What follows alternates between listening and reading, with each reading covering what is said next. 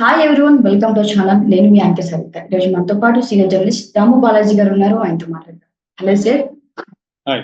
వైఎస్ఆర్ షర్మిల ఇలా ఒక ఎఫ్ఐఆర్ చేసింది అనమాట. వైఎస్ఆర్ పేరు మీద ఎఫ్ఐఆర్ చేసింది సుధాకర్ అడ్వకేట్ దగ్గర.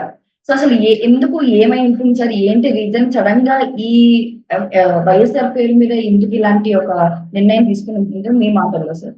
ఇప్పుడు సడన్ గా అదేదో అంటారు కదా, అన్న చెల్లి మధ్యలో నాన్న అన్నట్టుగా అయిపోయింది.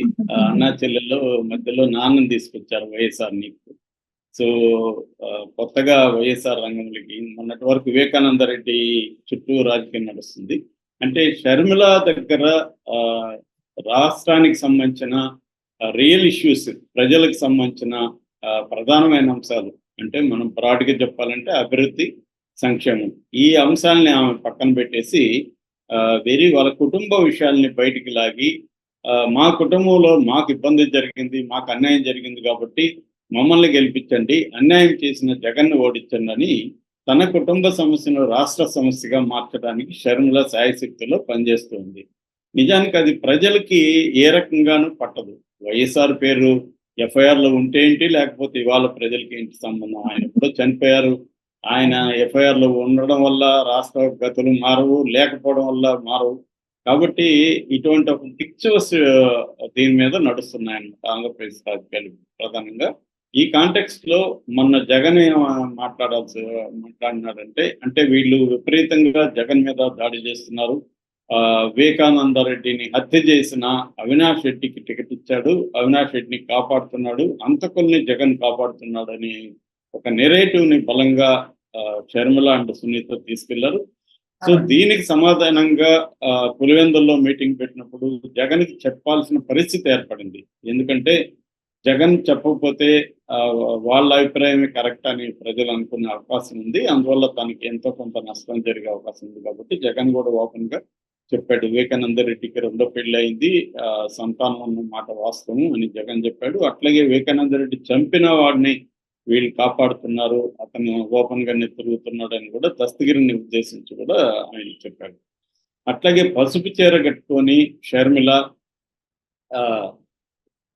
చంద్రబాబు దగ్గరికి వెళ్ళింది. చంద్రబాబు వైఎస్ఆర్కి పరమ బద్ధ శత్రువు. అట్లాగే మరొక బద్ధ శత్రువు కాంగ్రెస్ పార్టీ వైఎస్ఆర్ని ఎఫ్ఐఆర్లో చేర్చింది. సో అటువంటి పార్టీలో ఈమె చేరింది. ఈమెన వారసురాలు అని అతను మాట్లాడాడు. అంటే ఇక్కడ కాంటెక్స్ట్ ఏంటంటే, వైఎస్ఆర్ అనే నేమ్ ఒక బ్రాండ్. ఆ బ్రాండ్ని ఇప్పటి వరకు జగనే క్యారీ చేస్తున్నాడు. ఆ బ్రాండ్ జగన్కే ఉపయోగపడింది. జగన్ దాన్ని ఎఫెక్టివ్గా ఉపయోగించుకున్నాడు. ఇప్పుడు షర్మిల మొన్నటి వరకు తెలంగాణలో వైఎస్ఆర్ బ్రాండ్ని ఉపయోగించుకునింది. ఇప్పుడు అక్కడ పనిచేయనప్పుడు అక్కడ దాన్ని ఇసురు కొట్టి ఆంధ్రప్రదేశ్కి వచ్చింది. ఆంధ్రాలో మళ్ళీ వైఎస్ఆర్ బ్రాండ్ని తను ఉపయోగించుకోవాలని షర్మిల శాయశక్తిలో ట్రై చేస్తుంది. సో అందుకని ఆమె ఏం చేసిందంటే, మా నాన్న పేరును చేర్చింది కాంగ్రెస్ కాదు ఎఫ్ఐఆర్లో, మా నాన్న పేరును చేర్చింది జగనే చేర్చాడు. జగన్ సుధాకర్ అనే ఒక అడ్వకేట్ ద్వారా పిటిషన్ వేయించి మా నాన్న పేరును ఎఫ్ఐఆర్లో చేర్చాడు.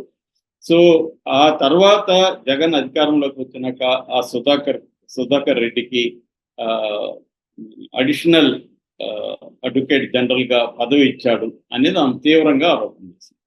ఇక్కడ నిన్ననే మనం చెప్పుకున్నాం, ఆమె స్వయంగా తెలంగాణలో మా నాన్న వైఎస్ఆర్ పేరును ఒక దొంగలాగా ఎఫ్ఐఆర్లో చేర్చింది కాంగ్రెస్ పార్టీ అని ఆమె మాట్లాడింది ఇక్కడ. సో ఇప్పుడేమో రివర్స్లో యూటర్న్ అన్నట్టుగా ఆమె యూటర్న్లో మళ్ళీ యూటర్న్ తీసుకొని వైఎస్ఆర్ పేరు చేర్చింది జగనే అంట. జగన్కి ఏం అవసరం ఇక్కడ ఎవరికి అర్థం కాదు. లాజిక్ ఆమె కూడా చెప్పలే, జగన్ ఎందుకు చేర్చాడు వాళ్ళ నాన్న పేరుని ఎఫ్ఐఆర్లో, దానివల్ల జగన్కి ఏం అడ్వాంటేజ్ అనేది ఆమె ఏమి ఎక్స్ప్లెయిన్ చేయలేదు. ఏదేమైనా ఆమె సుధాకర్ అనే క్యారెక్టర్ని తీసుకొచ్చింది. ఇప్పుడు సుధాకర్ అంటే ఎవరో కాదు, పొన్నవాళ్ళ సుధాకర్ రెడ్డి. మనకి చంద్రబాబు అరెస్టు టైంలో ఆయన పేరు ప్రఖ్యాతంగా బయటకు వచ్చింది. సో ఆయన నిన్న ప్రెస్ మీట్ పెట్టి చాలా బాధగా ఆవేశంగా మాట్లాడాడు. ఆయన అట్లాగే వివరంగా కూడా విషయాలను చెప్పాడు. ఆయన ఏం చెప్పాడంటే, 2011 ఏప్రిల్ 17వ తేదీన వైఎస్ఆర్ని ఎఫ్ఐఆర్లో చేర్చారు. అది దానికి నేపథ్యం ఏమంటే, శంకర్రావు 2011లో ఒక లెటర్ రాశాడు హైకోర్టుకి. ఆ లెటర్ను బేస్ చేసుకొని హైకోర్టు విచారణకు ఆదేశించింది. దాంట్లో ఎర్రంనాయుడు తెలుగుదేశం నుంచి ఆయన కూడా ఇంప్లీడ్ అయ్యాడు.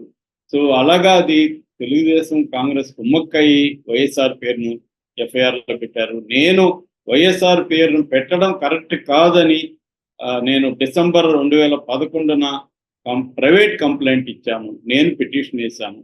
నేను ఎఫ్ఐఆర్లో ఆయన పేరు తీసేయమని నేను పిటిషన్ వేస్తే నేను చేర్చమని పిటిషన్ వేసినట్టుగా ఈమె అబద్ధాలు చెప్తుంది.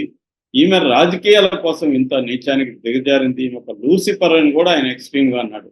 లూసిఫర్ అంటే క్రిస్టియన్ థియాలజీలో ఒక డెవిల్తో పోల్చుతుంది.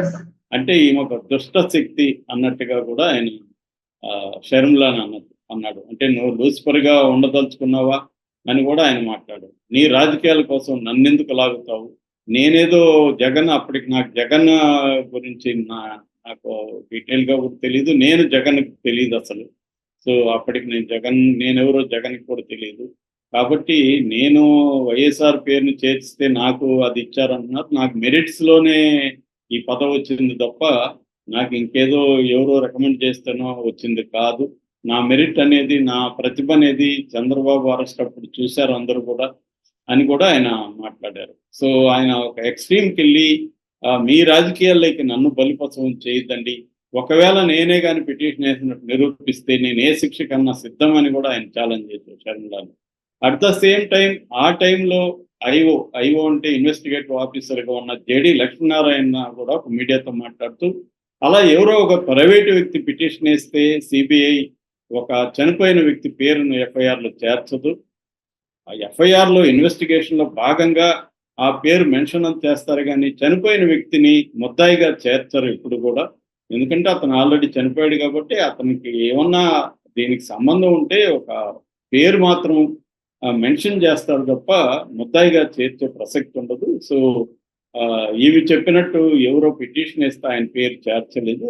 సిబిఐ తన ఇన్వెస్టిగేషన్లో భాగంగా ఆయన కూడా ఇన్వాల్వ్మెంట్ ఉందని చెప్పినప్పుడు ఆయన చనిపోయాడు కాబట్టి ఆయన పేరుని మెన్షన్ చేసి ఛార్జ్ షీట్లో మాట్లాడారు తప్ప ఆయన్ని ముద్దాయిగా అక్యూజ్డ్గా ఏం చేర్చలేదని ఆయన కూడా చెప్పారు. అంటే క్లియర్గా ఇక్కడ మనకు అర్థమయ్యేది ఏమంటే ఓవరాల్గా షర్మిల ఒక డర్టీ గేమ్ ఆడుతుంది. ఒక ఫ్యామిలీ అంటే ఇంట్లో ఉండే అనేక ఫ్యామిలీల్లో కూడా గొడవలు ఉంటాయి. చాలా ఫ్యామిలీల్లో బిటర్నెస్ ఉంటుంది, కొట్టుకుంటారు. కానీ అవన్నీ బయట ప్రపంచానికి వాళ్ళు బయట పెట్టుకోరు, ఆ ఫ్యామిలీలోనే ఉంచుకుంటారు. ఈమె రాజకీయ ఆస్పిరేషన్స్ కోసం తెలంగాణలో వెళ్ళి ఫెయిల్ అయిపోయి ఇక్కడే వచ్చి ఆంధ్రాలోనే చేద్దామని రాజకీయాల్లో పావుగా ఉపయోగపడుతుంది. తెలుగుదేశం కాంగ్రెస్ కలిసి ఆమెని ఉపయోగించుకుంటున్నారు అనేది క్లియర్గా కనబడుతుంది. ఆమె అందుకనే ఆమె మాటల్ని ఆంధ్రప్రదేశ్లో ఎవరు కూడా నమ్ముతున్నట్టు కనబడదు. ఎందుకంటే మొన్నటి వరకు నేను తెలంగాణ కోడల్ని, తెలంగాణ నా సర్వస్వం, ప్రాణాలు ఇస్తా అది అనేక ఉద్యమాలు చేసి పోలీసులతో గొడవలు పడి జైలుకి వెళ్ళి ఇవన్నీ చేసిన ఆవిడ సడన్ గా ఆంధ్రప్రదేశ్ మీద ఈమెకి 10 ఏళ్ళు లేని ప్రేమ ఇప్పుడు ఎందుకు పుట్టుకొచ్చింది అనేది దానికి ఆన్సర్ ఆమె దగ్గర ఉంది. అంటే తర్వాత జగన్ గురించి ఈ 10 ఏళ్లలో ఒక మాట మాట్లాడలేదండి. ఈ 10 ఏళ్లలో కాంగ్రెస్ ని విమర్శించింది. కాంగ్రెస్ ఒకప్పటి మా నాన్న ఉన్న కాంగ్రెస్ కాదు, మా నాన్న దొంగగా పేర్కొన్న కాంగ్రెస్ అని ఆమె అనేక సార్లు తెలంగాణలో మాట్లాడింది. రేవంత్ రెడ్డిని దొంగనింది. సో ఇప్పుడు వచ్చి అక్కడ ఆంధ్రప్రదేశ్ అన్యాయం అయిపోతుందని కన్నీళ్లు పెట్టుకుంటా ఉంది. ఈ కన్నీళ్ళకి ఎవరు కరిగిపోతున్నట్టుగా మనకేం కనబడలేదు. ఏ సర్వేలో కూడా 1-3% లోపలే ఆమెకు ఓట్లు వచ్చే అవకాశం ఉంది. ఒక్క సీటు కూడా కాంగ్రెస్ కు రాదని క్లియర్ గా చెప్తున్నారు. అంటే షర్మిల కూడా అక్కడ గెలిచే పరిస్థితి లేదు. ఖచ్చితంగా అవినాష్ రెడ్డి గెలుస్తాడు. ఆమె ఎన్ని చేసినా కూడా అక్కడ పులివెందుల ప్రజలకి ఆల్రెడీ ఒక క్లారిటీ ఉంటుంది. ఎందుకంటే ఇది మొన్న జరిగిన హత్య కాదు, 5 ఏళ్ళుగా జరుగుతుంది. దీంట్లో ఎవరి రోల్ ఏంటనేది ఎవరు నమ్మేవాళ్ళు నమ్ముతుంటారు. తెలుగుదేశం వాళ్ళేమో దీన్ని అవినాష్ రెడ్డి చంపించాడని నమ్ముతారు. మిగతా వాళ్ళు వైసీపీ వాళ్ళు కానీ మిగతా తపస్తులు కానీ అవినాష్ రెడ్డికి ఏం సంబంధం? అవినాష్ రెడ్డి చనిపోయే రోజు కూడా వివేకానంద రెడ్డి చనిపోయే రోజు కూడా అవినాష్ రెడ్డికి వివేకానంద రెడ్డి క్యాంపెయిన్ చేశాడు. March 14th అర్ధరాత్రి దాటిన తర్వాత ఆయన చనిపోయాడు 2019లో. ఆ March 14th ఈవినింగ్ వరకు కూడా వివేకానంద రెడ్డి అవినాష్ని గెలిపించండి అని క్యాంపెయిన్ చేశాడు. మరి అవినాష్ రెడ్డిని ఎంపీగా వద్దనుకుంటే ఆయన ఎందుకు క్యాంపెయిన్ చేస్తాడు? ఆయన చనిపోవడం వల్ల అవినాష్కి లాభమా నష్టమా? నష్టమే. ఎందుకంటే ఆయన ఉంటే లోకల్ గా తన పరపతం ఉపయోగించి కొన్ని ఓట్లు అవినాష్ రెడ్డికి వస్తాయి తప్ప ఆయన్ని చంపేయడం వల్ల అవినాష్ రెడ్డికి వచ్చే మేలైతే ఏం కనిపించట్లేదు. సో అందువల్ల ఇప్పుడు వివేకానంద రెడ్డి సరిపోడని రాజశేఖర రెడ్డిని లాగుతుంది షర్మిల. చనిపోయిన రాజశేఖర రెడ్డిని తన కోసం లాగుతుంది. మరి ఎంతవరకు ఆమె సక్సెస్ అవుతుంది అనేది మనం చూడాలి.